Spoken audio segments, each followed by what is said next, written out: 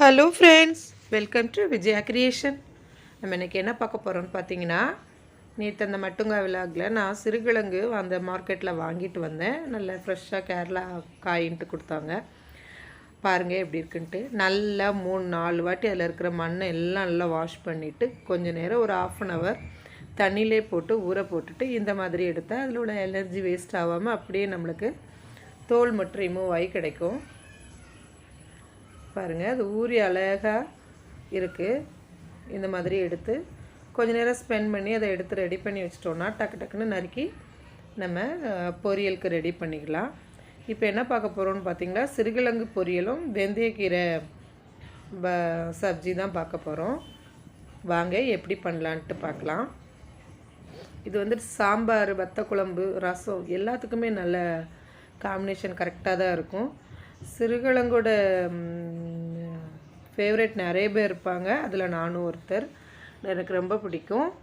அந்த வெள்ளிக்கிழமை அல்லது செவ்வாய்க்கிழமை நம்ம சாம்பார் வச்சோன்னா சிறுகிழங்கு பொரியல் வச்சா டேஸ்ட்டாக இருக்கும். ரொம்ப காம்பினேஷன் நல்லாயிருக்கும். இந்த மாதிரி வச்சு பாருங்கள். இப்போது சிறுகிழங்கை ரெடி பண்ணி அந்த பொரியலுக்கு தகுந்த மாதிரி குட்டி குட்டியாக வச்சுட்டு ஒரு 50 கிராம் அளவு சின்ன வெங்காயத்தை உரித்து கட் பண்ணி கீறி வச்சுருக்கிறேன். 2 பச்சை மிளகாய், கொஞ்சம் கருவேப்பிலை, கொஞ்சம் தேங்காய், வெள்ளைப்பூடு, அப்புறம் பச்சை மிளகாய், சீரகம். இதான் மசாலா. இப்போது நம்ம எப்படி பண்ணலான்னு பார்க்கலாம். ஒரு கடாய் எடுத்துகிட்டு அதில் 1 ஸ்பூன் ஆயில் விட்டுட்டு கடுகு, உளுந்தம் பருப்பு போட்டு தாளிச்சிட்டு அது நல்லா ஃப்ரை ஆனதும் 2 பச்சை மிளகாய் போட்டுட்டு நம்ம ஏற்கனவே 2 கீறி வச்சுருக்கிற சின்ன வெங்காயத்தையும் அது கூட போட்டு கருவை விடாமல் அப்படியே நல்லா கண்ணாடி பதத்தில் அதை நல்லா மணக்க ஃப்ரை பண்ணுங்கள். எல்லாருக்கும் தெரியும், பட் தெரியாதவங்க இந்த மாதிரி செஞ்சு பாருங்கள். இதில் வந்து உளுந்தம்பருப்பு, கடுகு போட்டாலும் சரி, தாளிக்கிறதுக்கு சீரகம் போட்டாலும் இன்னும் ரொம்ப நல்லாயிருக்கும். இந்த டைமில் நம்ம இப்போ வெங்காயம் லைட்டாக அரைவாசி ஃப்ரை ஆனதும் நம்ம சிறுகிழங்கு எடுத்து அதில் தட்டிட்டு நல்லா கிண்டி விடணும். கிளறும்போது இப்போ நம்ம அடுப்பை வந்து கொஞ்சம் கூட்டி வச்சு அந்த கிழங்குல வந்து ஹீட் ஏறுற மாதிரி பண்ணிவிட்டு அந்த டைமில் நம்ம உப்பு போட்டுக்கலாம். அதுக்கு தேவையான உப்பும் மஞ்சத்தூள் ஒரு 1/2 ஸ்பூன் போட்டுட்டு நல்லா கிண்டி விடுங்க. இப்போ கிண்டி விட்டுட்டு நம்ம இது நல்லா வேகணும் இல்லையா, நல்லா ஸ்ட்ராங்கான கிழங்கு இது நிறைய பேர் வேக வச்சு கூட பொரியல் பண்ணுவாங்க. நான் இதோட சத்து எல்லாம் வீணாக போகக்கூடாது அப்படின்றதுக்காக அவிச்சு தண்ணி எடுக்காமல் இந்த மாதிரி தண்ணி தெளித்து அதை சிம்மில் வச்சு வேக வச்சுருக்கேன். நீங்களும் அந்த மாதிரி செஞ்சு பாருங்கள், நல்லாயிருக்கும். இது தேங்காய், பச்சை மிளகாய், சீரகம், கருவேப்பிலை, அப்புறம் பூண்டு, இது எல்லாம் தான் இதுக்கு மசாலா. மஞ்சப்பொடி ஏற்கனவே நம்ம போட்டுட்டோம். பட் இதுக்கு வந்து நான் கருவேப்பிலை வந்து அது கூட மசாலா கூட திரிச்சிருக்கேன் பாருங்கள். அதனால் அது க்ரீன் கலரும் எல்லோ கலரும் மிக்ஸ் ஆகி அந்த பொரியலோட கலர் அவ்வளோ நல்லாயிருக்கும் சாப்பிடும்போது.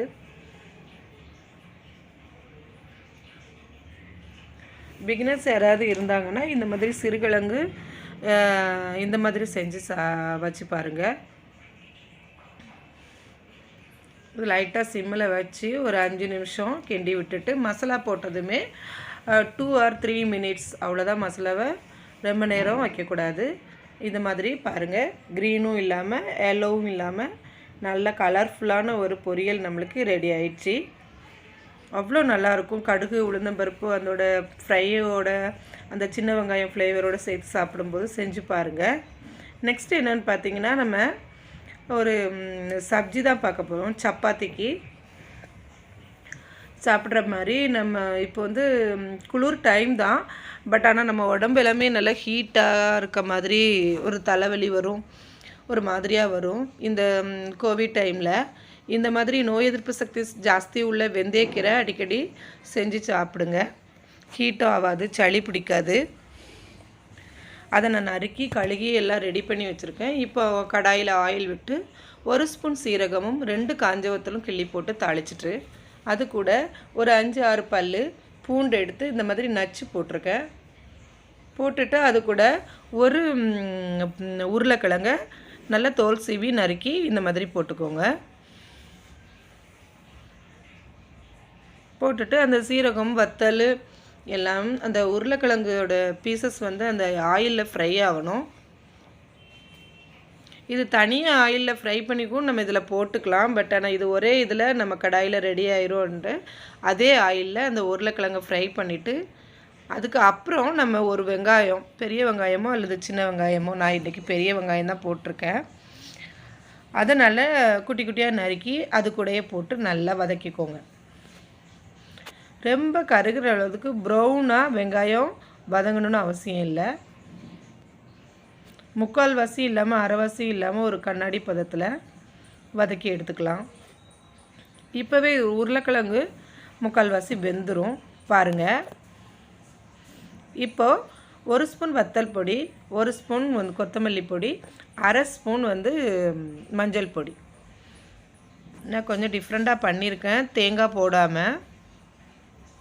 இது சப்பாத்திக்கு சாப்பிட்றதுக்கும் நல்லாயிருக்கும். நம்ம மோர் குழம்பு அந்த மாதிரி ஏதாவது சைடிஷ்க்கு நம்ம சாப்பிடும்போது வெந்தயக்கீரை போய் சேரணும் அப்படின்னு நினச்சிட்டு அந்த பாஜியை சாப்பிடலாம்.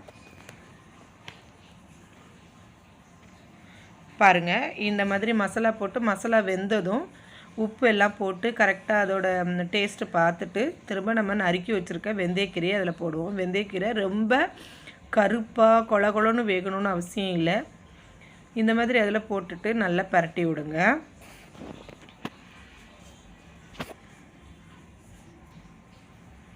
மும்பையில் வந்து மேத்திக்கீரைன்னு சொல்லுவாங்க.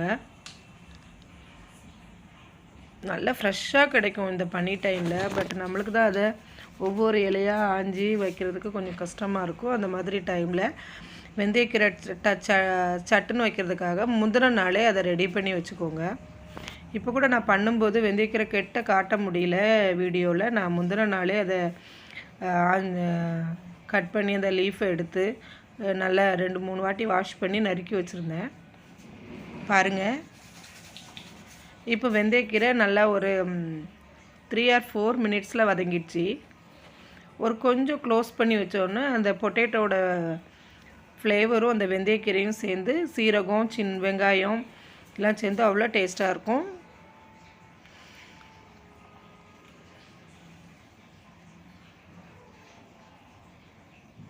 கொஞ்சம் அதோட மறுமணம் லைட்டாக மாறணும், ரொம்ப மாறக்கூடாது. அந்த க்ரீனரி அந்த க்ரீன் கலர் தன்மையும் அப்படியே இருக்கிற மாதிரி நம்ம வேக வச்சு எடுத்துக்கணும்.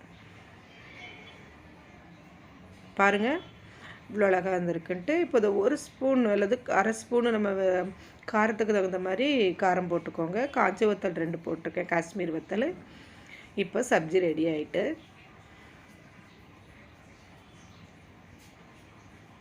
எல்லாருக்குமே இந்த 2 சப்ஜியுமே 2 அந்த சிறுகிழங்கு பொரியலும் வெந்தயக்கீரையும் செய்ய தெரியும்.